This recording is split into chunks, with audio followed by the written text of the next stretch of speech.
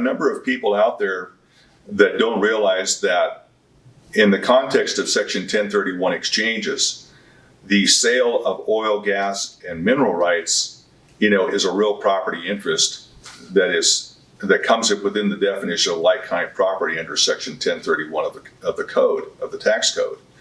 So that when somebody sells an oil, gas, or mineral interest, the sale of that interest, the proceeds from the sale of that interest can be utilized to acquire other like-kind property, which is property that the taxpayer or the landowner intends to acquire with the intention of holding it for investment purposes or productive use in a trade or business. And that's a broad array of different real property types, whether it's bare land, farmland, commercial property, light industrial property, residential rental properties, both multifamily and single family, and a whole host of other types of properties out there. The other thing that applies here is that the taxpayer selling those types of properties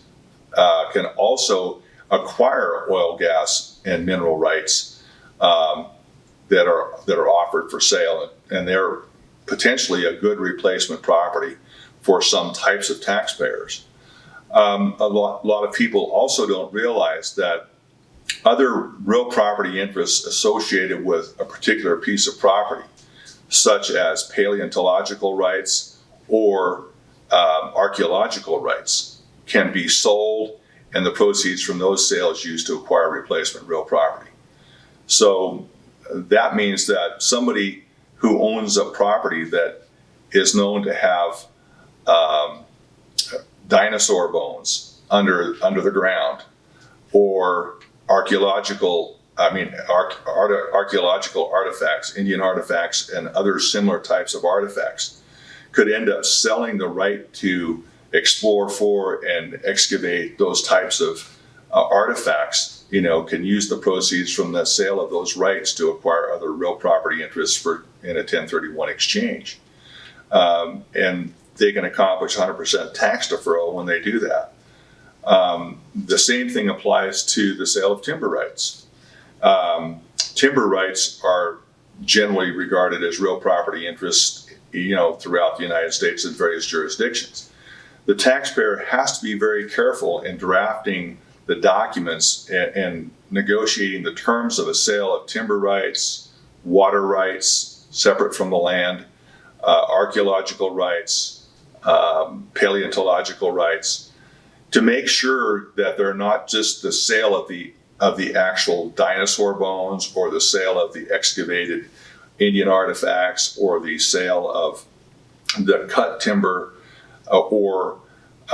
just basically the use of water that's severed from the land. The transactional documents need to be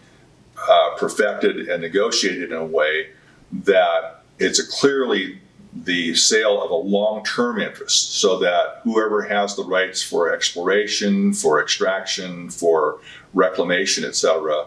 that it's a long-term arrangement approaching, perhaps a 30-plus year leasehold interest, or something like a perpetual easement. But it's certainly doable. It's something that's just another arrow